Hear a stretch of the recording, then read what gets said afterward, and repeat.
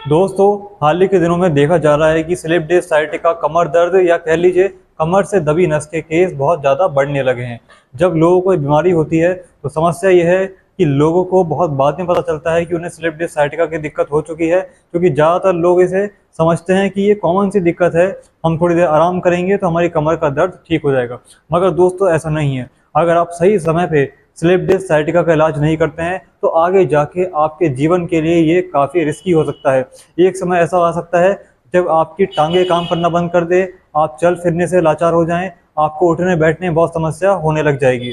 इससे अगर आप बचना चाहते हैं तो आज का ये वीडियो आपको पूरा देखना चाहिए। तो नमस्कार दोस्तों, मेरा नाम है वैभव द्विवेदी और द्विवेदी हेल्थ में एक बार फिर आपका स्वागत है। दोस्तों, मैंने बहुत सारी वीडियोस बनाई हैं स्लिप डिस्क साइटिका के ऊपर।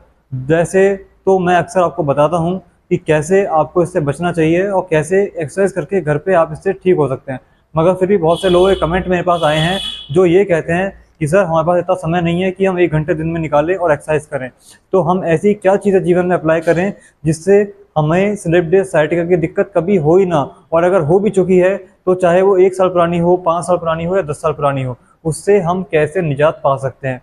तो सबसे पहले तो आपको समझना होगा साइटिका स्लिप डिस्क कहते किसे हैं, ये बीमारी क्या है। दोस्तों, एक तो होता है कॉमन कमर का दर्द, जो कि अगर आप ज़्यादा काम करते हैं या आपकी उम्र ज़्यादा है तो वो कमर में देखा जा सकता है, ये कोई बड़ी बात नहीं है। मगर एक खास लक्षण कमर दर्द और स्लिप डिस्क साइटिका में फ़र्क दर्शाता है, जो कि ये है, अगर आपकी कमर में दर्द हो रहा है और कमर से होते हुए कूल्हे में जाता है, कूल्हे से होते हुए पूरे पंजे में जाता है, तो यानी कि आपकी कमर से L4 L5 S1 nerve compression हो चुका है।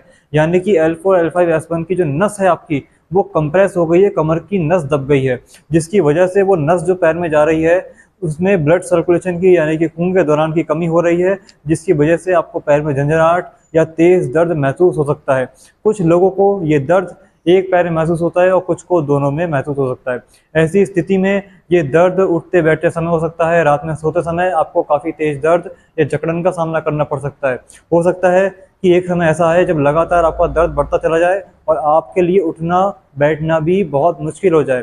तो पहले ये समझ लीजिए दोस्तों कि ये क्यों होता है। दोस्तों, अगर आपकी उम्र ज़्यादा है या आप पूरे दिन ऑफिस वर्क करते हैं या झुकने का वजन उठाने का काम आप ज़्यादा करते हैं, एक्सरसाइज बिल्कुल भी नहीं कर पाते, तो आपको स्लिप डिस्क साइटिका की दिक्कत होती है। मोस्टली देखा जाता है कि जो लोग वजन उठाने का काम करते हैं, झुकने का काम करते हैं या उम्र ज़्यादा हो जाती है तो उनको ये बीमारी देखने को मिलती है, और लोग इसे इग्नोर करते हैं सोच के कि कॉमन सा कमर का दर्द है, दवाई खाएंगे ठीक हो जाएंगे। जबकि ऐसा नहीं है दोस्तों। सही समय पे इसका इलाज नहीं किया गया तो वो दबी नस और दबती चली जाएगी और आगे जाके एक समय ऐसा आएगा जो आपका 3rd ग्रेड साइटिका बन जाएगा, जिसकी वजह से कोई भी डॉक्टर, कोई भी फिजियोथेरेपिस्ट, कोई भी इंसान आपकी बीमारी को, आपकी दबी नस को ठीक नहीं कर पाएगा। तो इससे आप कैसे बचें? सबसे पहले तो आप झुकना, वजन उठाना, भारी भरकम काम करना, स्कूटी चलाना, लगातार एक जगह पे बैठना, इन सब चीज़ों को अवॉइड करिए। आपको ध्यान रखना है कि आपकी कमर पे किसी भी टाइप से प्रेशर नहीं पड़ना चाहिए। आपको अपना पोस्चर ठीक करना है। बहुत से लोग सोफे पे या बेड पे टेढ़े हुए या कह लीजिए कमर झुका के बैठते हैं। आपको ऐसा नहीं बैठना, आपको बिल्कुल स्ट्रेट यानी कि एकदम सीधा पकड़ के या तन के पोस्चर में आपको बैठना है। कभी भी वजन नहीं उठाना, कभी भी कोई ऐसा काम नहीं करना जिसकी वजह से आपकी स्पाइन पे यानी कि रीढ़ की हड्डी पे कोई ज़्यादा प्रेशर पड़े। अगर ऐसा होता है तो आपकी डिस्क और बल्ज होगी और साथ ही साथ आपकी नस और दबती जाएगी, जिसका समय के साथ दर्द भी बढ़ता चला जाएगा। उसके अलावा दोस्तों, आपको अपने खान पान का बहुत ध्यान रखना है। आपको ऑलिव ऑयल का यूज़ करना है खाने में, आपको हरी पत्तेदार सब्जियों का इस्तेमाल करना है। आपको ध्यान इस बात का रखना है कि आपको बाहर का अनहेल्दी खाना, हाइजीनिक खाना बिल्कुल भी नहीं खाना है। घर का बना खाना खाइए और ठंडी चीज़ों से बचिए, जैसे कि दही हो गया, जैसे कि चावल हो गए, और जो चीज़ें बादी करती हैं उनसे भी आपको बचना चाहिए, जो कि अगर आप ऐसा नहीं करते हैं तो आपके शरीर में और भी दिक्कत आपको देखने को मिल सकती है। अगर आपके मन में कोई सवाल है तो आप कमेंट बॉक्स में पूछिए। अब मैं आपको एक तरीका बताने जा रहा हूँ और कुछ एक्सरसाइज बताने जा रहा हूँ जिन्हें अगर आप लगातार करते हैं तो बहुत ही जल्द आपकी कमर से दबी नस खुलने लगेगी और आपका दर्द भी कम होने लगेगा। दोस्तों, सciatica के लिए पहली एक्सरसाइज हम करने जा रहे हैं।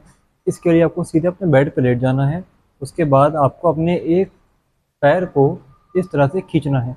इससे दोस्तों आपकी जो सबसे लंबी नर्व है शरीर की, यानी कि साइटिक नर्व, जिसमें कंप्रेशन हो गया है, उसमें कंप्रेशन खोलने में काफ़ी राहत आपको मिलेगी। इस तरह से आपको एक्सरसाइज शुरुआत में करनी है। आप चाहें तो दोनों पैरों से एक्सरसाइज कर सकते हैं। मैं रिकमेंड करता हूं कि चाहे आपके एक पैर में दर्द हो या फिर खाली कमर में ही दर्द हो, तो भी आपको ये एक्सरसाइज दोनों पैरों से करनी चाहिए। इस तरह से आपको एक्सरसाइज करनी है दोस्तों, और दोनों पैरों से इस तरह से आपको एक्सरसाइज करनी है। साथ ही साथ दोस्तों आपको इस बात का ध्यान रहे कि आपको बिल्कुल भी ताकत नहीं आजमाइश करनी है, यानी कि आप ऐसा ना करें कि आपका पैर यहाँ तक आ रहा है और आप ताकत लगा के उसे यहाँ तक लाने की कोशिश कर रहे हो, ऐसा नहीं करना है। आपको जितना आप आराम से एक्सरसाइज कर सकते हैं उतना आपको आराम से करनी है, क्योंकि ज़्यादा प्रेशर लगाने से झटका आ सकता है या खिंचाव आने के कारण आपका दर्द बढ़ सकता है। इसलिए बड़े ही आराम से आपको ये नी टू चेस्ट एक्सरसाइज करनी है। शुरुआत में 15 से 20 बार आप आराम से इस एक्सरसाइज को दोस्तों कर सकते हैं।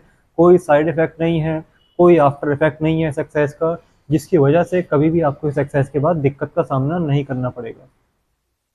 दोस्तों अब हम करने जा रहे हैं सेकंड एक्सरसाइज। सेकंड एक्सरसाइज के लिए आपको सीधे लेटना है अपने बेड पे, दोनों घुटने मोड़ लेने हैं और उसके बाद दोस्तों अपने घुटनों को बिल्कुल चिपका लेना है, यानी कि अलाइनमेंट में ले आना है। उसके बाद दोस्तों आपको अपने पैरों को इस तरह से लेफ्ट और राइट में लेके जाना है।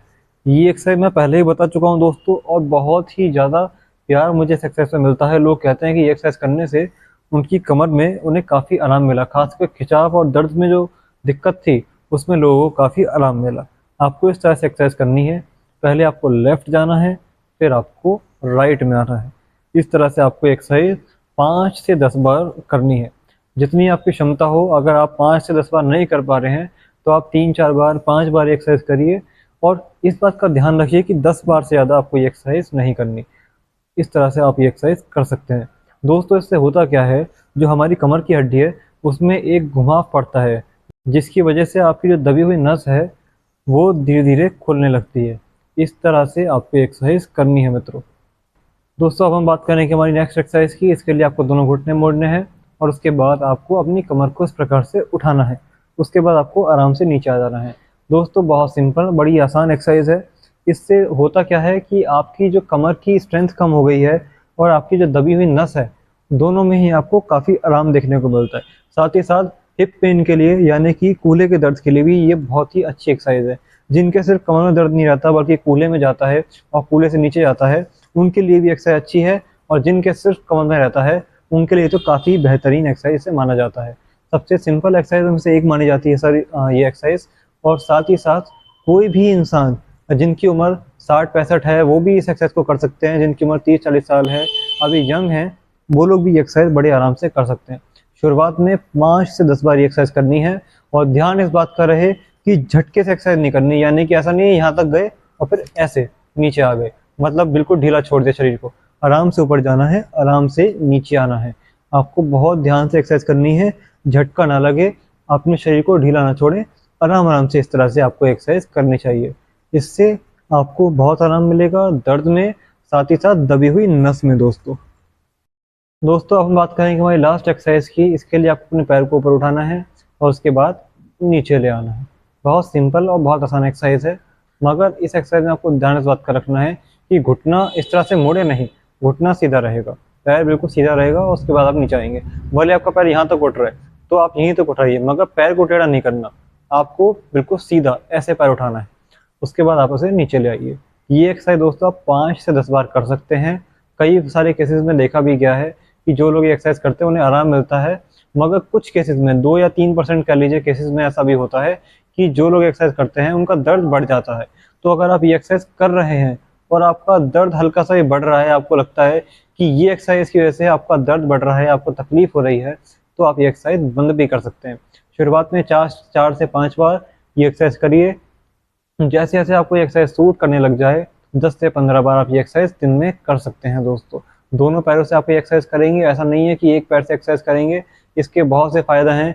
साइटिक नर्व कंप्रेशन को खोलने में हेल्प करती है, ब्लड सर्कुलेशन को इम्प्रूवमेंट करती है, हिप पेन के लिए, हिप स्ट्रेंथिंग के लिए, बैक पेन के लिए काफ़ी अच्छी एक्सरसाइज है माना जाता है। दोनों पैरों से आपको एक्सरसाइज करनी है, बराबर एक्सरसाइज करनी है, 5 से 10 बार करनी है मैक्स टू मैक्स, और बहुत ही जल्द आप देखेंगे कि आपके दर्द में आपको काफ़ी राहत मिल चुकी है। इस तरह से हम इस एक्सरसाइज को कंप्लीट करेंगे दोस्तों।